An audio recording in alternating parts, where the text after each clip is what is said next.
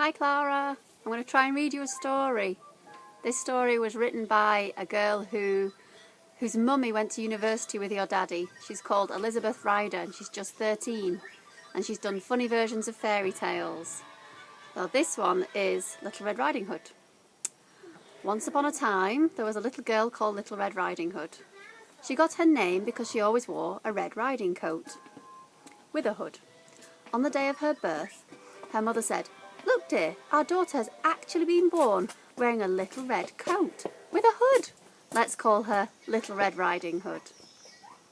One day, Little Red Riding Hood's mother, Little Blue Polo Neck Sweater, called her and said, "Little Red Riding Hood, your grandmother Little Pink T-shirt with hearts on it, is ill. Please take her these lovely biscuits and don't talk to strangers." "Aren't you coming with me?" said Little Red Riding Hood. "No." "Do I get a map?" "No."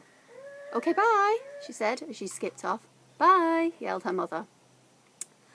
As Little Red Riding Hood skipped along, she met the big bad wolf. "Hello, little girl. Would you like to come and get some sweets with me?"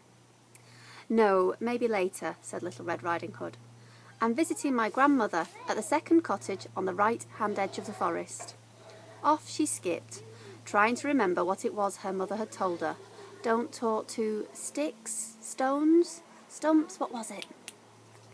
Meanwhile, the wolf crept into the house and gobbled up the grandmother. He then promptly sicked her up.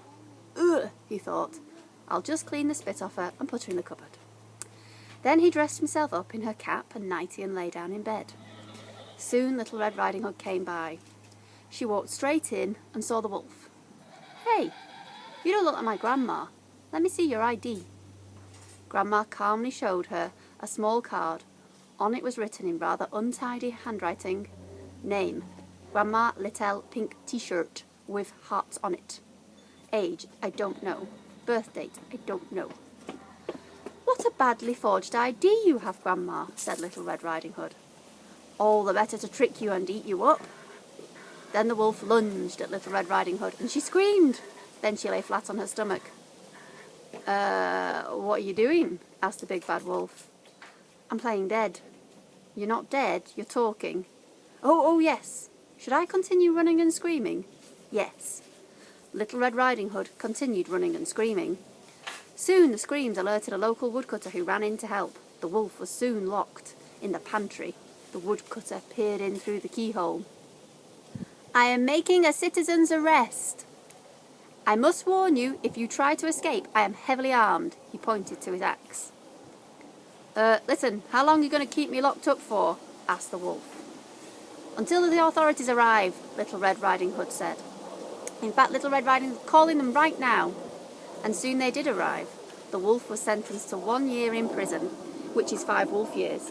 Little Red Riding Hood, the woodcutter, and Grandma, thank you, Ivan, Grandma Pink T-shirt with hearts on it, became overnight celebrities as they were featured on several news programmes, and they all lived happily ever after.